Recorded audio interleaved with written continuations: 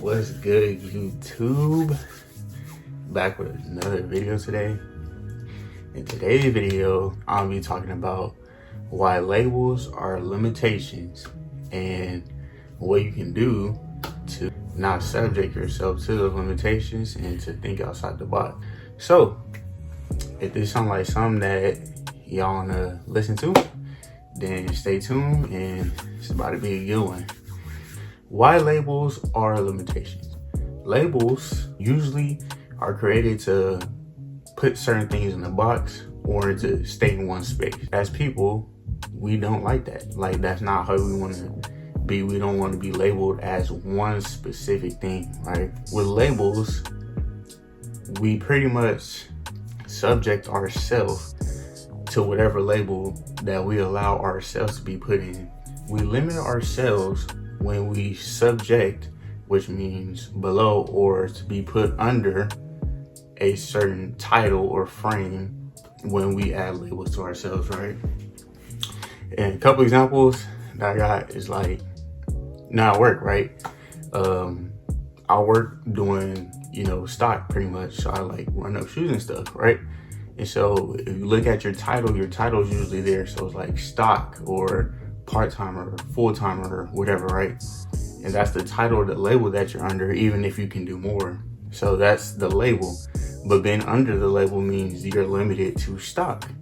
And so that's one example where when you put yourself in a limit or allow people to put you in a limit or a label, a label, you limit yourself and they limit you. That's what happens when you put, because you can put yourself in a label too, or someone else can put you in a label. So when you let yourself or somebody else put you in a label, then you're now subject to whatever they put you in. And like I said, most people, they want to express themselves. So when you talk about putting somebody in a label, that means you can only do this. And if you try to do anything else, like you stepping out of line. And yeah, like most people were not rolling with that. So yeah, that's that. Another example is like basketball, right? I like to play the guard position, right? About 6'4", can handle the rod and shoot and all that, right? I like to play the guard position. But being one of the tallest, which sucks, as a coach, they usually put me like as a center or like down in a post, which I don't mind playing. If I need to, then I'll go play there. But I don't want to be put in that label and position as I only do this, right? So that's one of the examples I'm talking about, where it was like, since you're one of the tallest, go down there and you do this. And it's like, bro, that's not what I'm most comfortable and what I could feel like I can get the most value in. And so there's a conflict there, right? Being put in a label, right? You're a rebounder, you're a defender, you're this, and that's it. That's all I want to see from you. And it's like, bro, my game and as a whole is like so much more for that. And for you to say or to tell me to put me in a box like that, in a label, it's like taking my freedom away. And that's what it is when you get put in a label. It takes your freedom away. And if you like me, then you like having your freedom. And when that get taken away, it's like, whoa, like that's a big issue. Like, we're not about to have that. That's like crazy. Because everybody, like I said, everyone wants freedom and everyone wants to express themselves in a certain way. And when you get held back by a label or a limitation, it doesn't allow you to do that.